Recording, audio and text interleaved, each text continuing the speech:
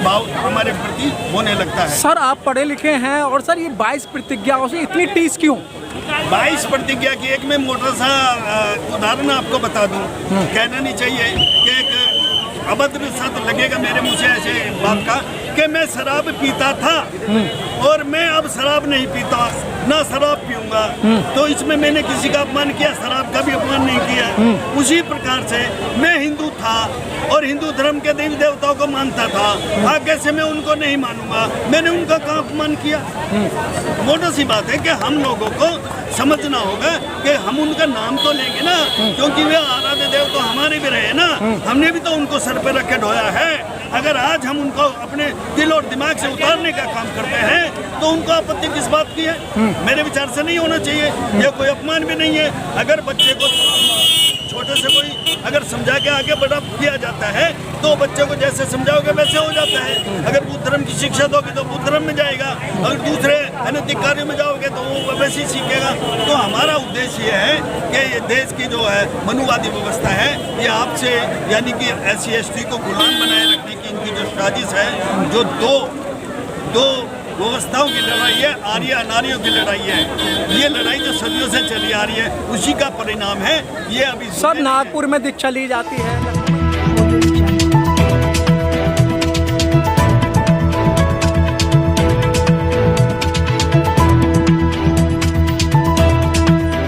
पर जो भी वक्ता ने कहा वो उसकी अपनी राय है, जिसकी पुष्टि नेशन न्यूज इंडिया नहीं करता। धन्यवाद। सर आज जन सैलाब निकला और जन सैलाब को देखकर सभी जो बहुजन के लोग हैं वो तो गदगद हुए, लेकिन आज मनुवादी जो लोग हैं उनकी छाती पे सांप लेट गया।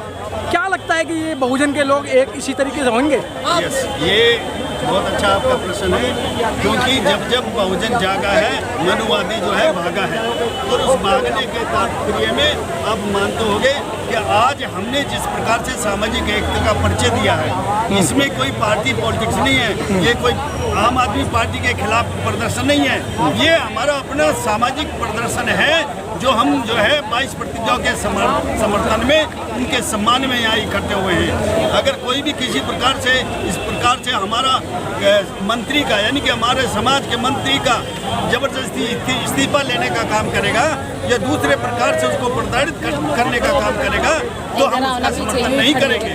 तो ये मेरा आपसे निवेदन है कि जो भी आज हम यहाँ इकट्ठे हुए हैं 22 प्रतिज्ञाओं के सम्मान में, मैं 5 अक्टूबर को भी अंबेडकर भवन में प्रतिज्ञा ग्रहण की है, उनके माध्यम से मैं आपको बताना चाहूँगा कि उस प्रतिज्ञा के दौरान भी कहीं भी किसी ने कोई अपशब्दों का या अपमान की बात नहीं कही थी। लेकिन जब हमारा आदमी कुछ आगे बढ़ने के काम करता है तब इनको बहुत बड़ा जो है इस तरीके की बात की। सर वो मंत्री पद के दावेदार हैं। मान्यवर जी, वही जो आप कह रहे हैं कि वो हर आदमी चाहता है, पद लोलुपता ऐसी होती है, वो भी चाहता है कि क्या पता मेरा ही मंत्री बनने का नंबर। सर बाबा साहब इस बात को सोचते थे कि आप यहाँ खड़े हो जाते? बिल्कुल भी नहीं, बिल्कुल भी। बाबा साहब ने तो पद को जो है कानून मंत्री होते हुए लात मार के एक तरफ हो गए थे। उसी पर दलितों पे उत्तर प्रदेश के अंदर सर दलितों पे उत्तर प्रदेश के अंदर अत्याचार हुआ और जो सहारनपुर की घटना थी, मायावती ने रिजाइन दे के आई, उसके बाद में बाबा साहब ने उससे पहले दिया, अब राजेंद्र पाल जी ने दिया,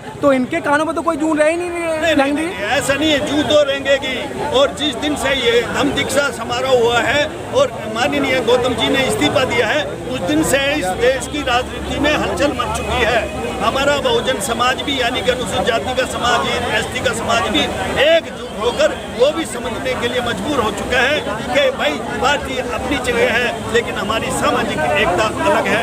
उसके आधार पे हम निर्णय लेंगे कि कहाँ किसका हमें साथ देना होगा, कहाँ किसके साथ हम उसकी सरकार बनाने में अपने योगदान। सर आपने बहुत सारी सरकारें बनाई हैं, बहुत सारी सरकारों को वोट दिया है, लेकिन इस समय वर्तमान में जो राजनीति चल रही है उसको आप किस प्रत्यक्ष से देखते हैं? देखो बंधुवर, अभी कुछ लोग अनुसूचित जाति के तो समझने लगे हैं, लेकिन OBC का समाज अभी इस बात को नहीं समझा है।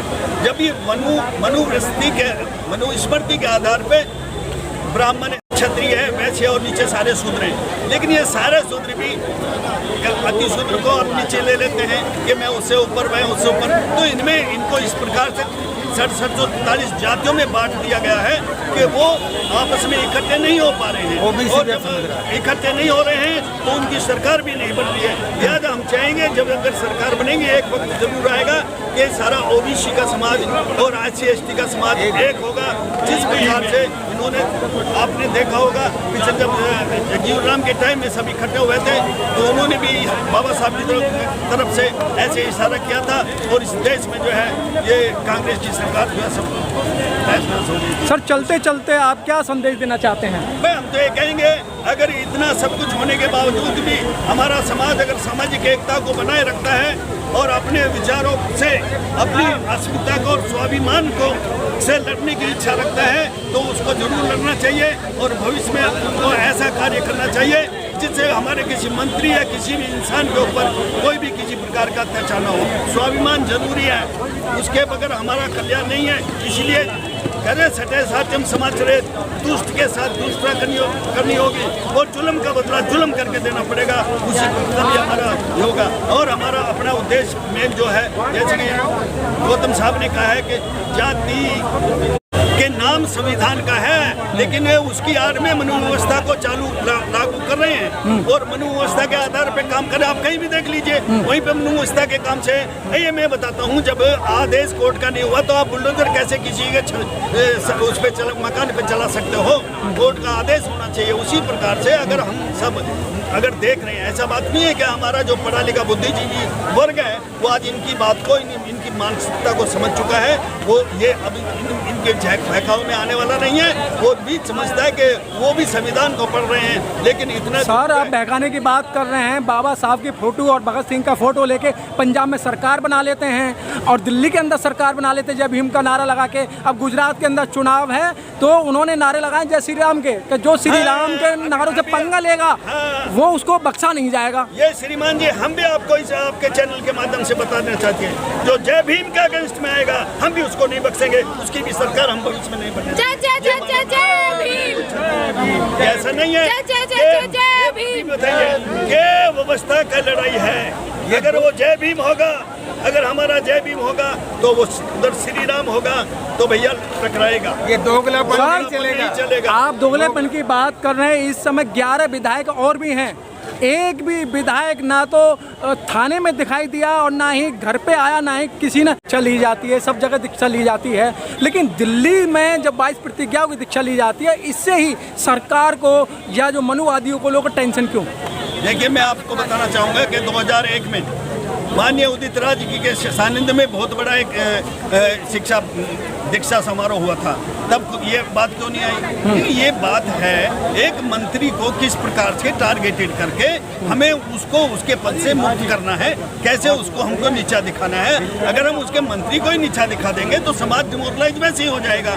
तो इनका उद्देश्य जो है दूर की सोच के मुताबिक हमारे आदमी को नीचा दिखाने का काम करते हैं कि आगे ना बढ़ पाए। और इस प्रकार से देखिए आप धर्म के बारे में जब जानना चाहेंगे तो आपको मैं बताना चाहूँगा कि धर्म है, सब अपना अपना धर्म मान रहे हैं और हम भी अपना धर्म मान रहे हैं। और ये जो बौद्ध धर्म है कोई नया धर्म नहीं है, ये हमारा समता मूलक समाज बनाने का हमारा सदिया आदि धर्म है। हमारी जो है ये कोई हमने धर्म ग्रहण नया नहीं किया है, हम तो अपने घर में वापसी आए हैं, जिसको गृह वापसी कहते हैं, तो उसमें किसी को आपत्ति नहीं होना चाहिए। सर जिस समय केजरीवाल जी जय श्री राम के नारे लगाते हैं तो बहुजन बड़ा खुश होता है, और जिस अभी जो बनाया है, जो संग्रहालय बनाया है माननीय मोदी जी ने, बड़े लोग खुश हुए थे। लेकिन एक तरफ नेता कहते हैं संविधान के अंदर कुछ नहीं बिगड़ेगा, लेकिन उसके अंदर का जो पेज है सारे फाड़ चुके हैं। ये जो बात आपने कहा है जोड़नी है, समाज को जोड़ना है। और बौद्ध धर्म की क्या पहचान? मानव एक समान। हम मानवता रूपी जो है